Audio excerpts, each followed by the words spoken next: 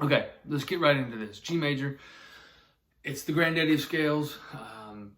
It's been used in a bazillion songs, solos, virtuoso, instrumentals, and things like that. I don't want to talk too much. I want to get right into it, get you to practice learning how to improv. The goal for this, for me, on any of these videos, is more or less to help you improv, to help you find those notes and be able to come up with licks or lead rides or even melodies on your own with the use of these scales and things like that. And I know we're starting off with G major.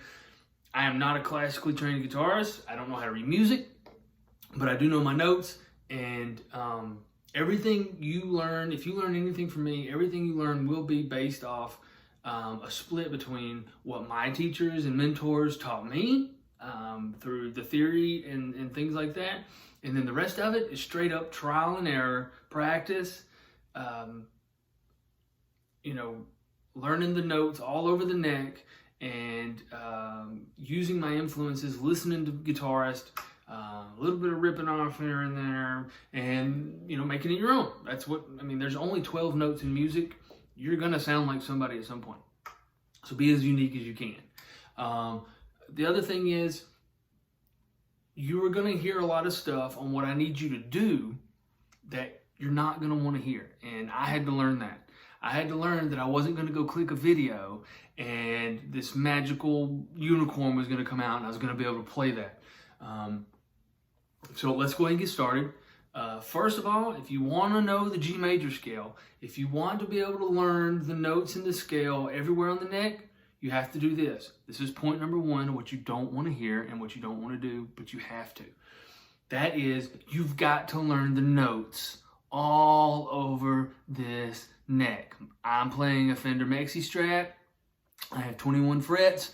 I have to know all the notes on all 21 of those frets, because guess what? The G major has 7 notes in it, right? They are G, A, B, C, D, E, and F sharp. That's it, okay? But you've got to know where those notes are everywhere in this area. All right, that's very important. So first off, let's make sure we do that. One of the things I did, and it was my mentor Charles had kind of taught it to me, as almost like a game, like a challenge. You can do it with your buddies that play guitar. You can just do it by yourself. Sit there and go, after you learn every note all the way up on every string, challenge yourself. Say, hey, what note is on the G string 11th fret? And call it out. It's an F sharp. Do that everywhere. Keep your brain. It's a little brain game for that, because it's very important. If you want to move the scale around and be able to write your own stuff, you've got to know where all those notes are. All right, so let's go ahead and break down the G major scale. I told you what the notes are. Let's find them on the first little run right here. So we have G, that's 1. 2 is A. 3 is B. 4 is C. 5 is D. 6 is E. That's your relative minor. And 7 is that F sharp. That's the diminished note of the scale. And also look, what is right after that F sharp? We've started back over. We got back to the root note of the scale. Okay? So first off, the first rule of thumb is to learn all the notes on every string.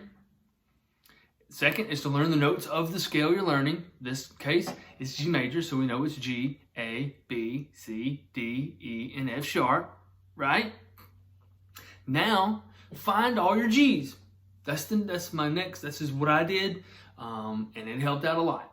Especially if I wanted to do solos and things like that and start moving up the neck, you got to find those root notes all over the neck. So that's what I would do. Find a G. Here's a G. Here's a G. There's a G. There's a G. There's a G. There's a G. Find them. Find all those notes. And then you need to find that scale. So let's go ahead and start off with the way I feel most people start off. Low E string, 6th string, 3rd fret.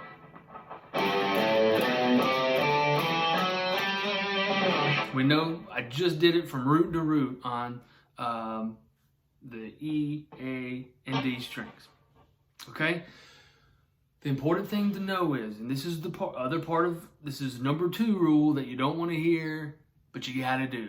And that's, you got to do it a million times.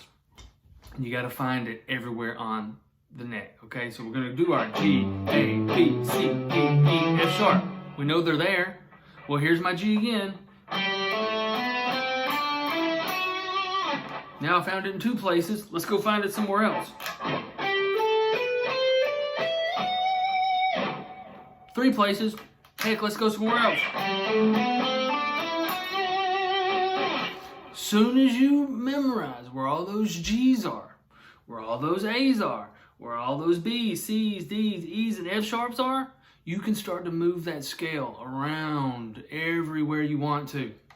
And that's the biggest thing about what I want everybody to get out of this video. If you're watching my videos to learn something, my end result is to improvise. It's for you to be able to say, hey, play me a G, and you be able to. Because the one thing I don't want you to get stuck in is the box. And there's nothing wrong with the box, the pentatonic box. It's just if you want to expand out of that, you've got to expand your knowledge of the fretboard. That way you're not always somebody playing a G. That's not what I wanted to do. That's not what I want you to stay at. I want you to be able to go all through that neck.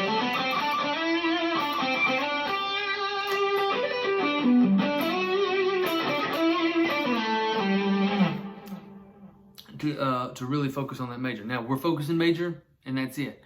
So let's get a good little practice regimen up, and we'll call it quits for this little episode on the G major scale. We're going to, our homework for this is to find that scale in between the front and the back of the guitar neck, right?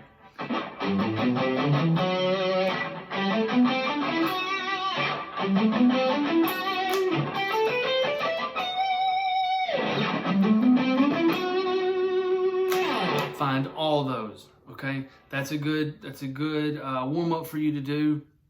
What I also like to do is if I have another phone by me or a tablet, I'll just put a G major sound on. I'll let that sucker roll, and I'll try to find my note.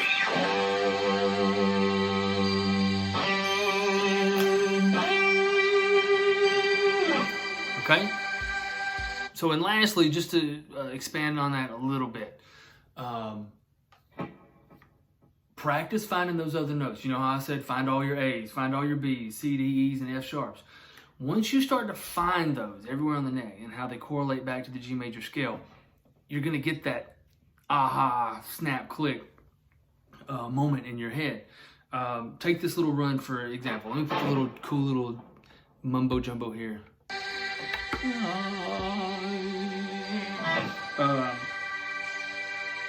I'm going to go down to the G arpeggio, down here 1 octave up, right? So,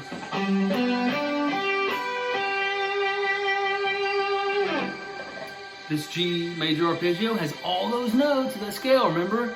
G, A, B, C, D, E, F sharp. Here we go. G, B, D, G, B. There they are, all right there. I know that all these notes right here, there's my G, a B, D, here's an E, here's an F sharp. Those are all in the scale. So now what I want to do is I want to make them dance. I want to make them groove. I'm not just going to pick them as a part of the scale. I'm not going to just do that. I'm going to try to add some feel to it. So now I know that I'm going to go G, B, D, E, F sharp, all those notes in the scale, and we're trying to make it flow with us a little bit.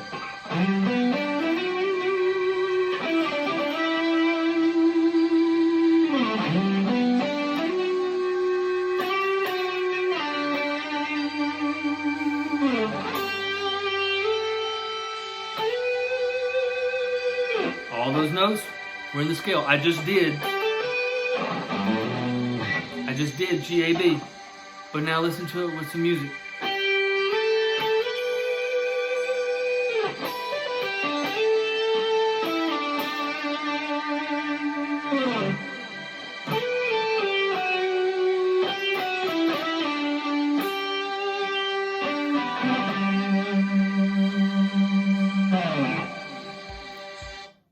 So, really, too late for a long story short, but to really master that G major scale, in any scale, you can take this and move it up a notch, and then you're in A, and then you're in B, and then do it at any interval of the neck that you want.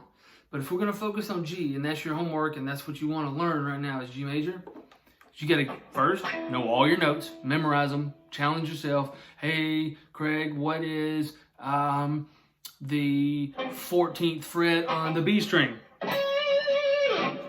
Okay, that's a C sharp. I learned it. All right, I memorized it. I know.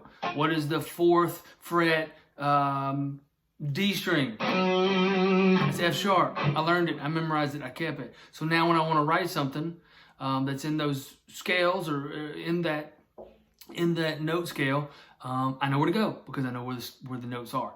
So the biggest thing, one, last time review, I know I ramble a lot. One, learn all the notes on the neck. Every string, every fret. Memorize it, challenge yourself, play the brain game. Number two, find the notes of your scale. G, A, B, C, D, E, F sharp. Find those everywhere. Find all your G's, find all your A's, find all your B's, etc., etc. Okay? Then, make sure you put them together. Find your G's. Find how a D and a B work with that G. Okay? Get another backing track up and just kind of fumble around. Make it dance. Don't just play the shape. Find all those notes on different strings and make little patterns out of it. Okay? If anybody has any questions or want to break any part of what I talked about down further, this is my first little tutorial video, leave a comment.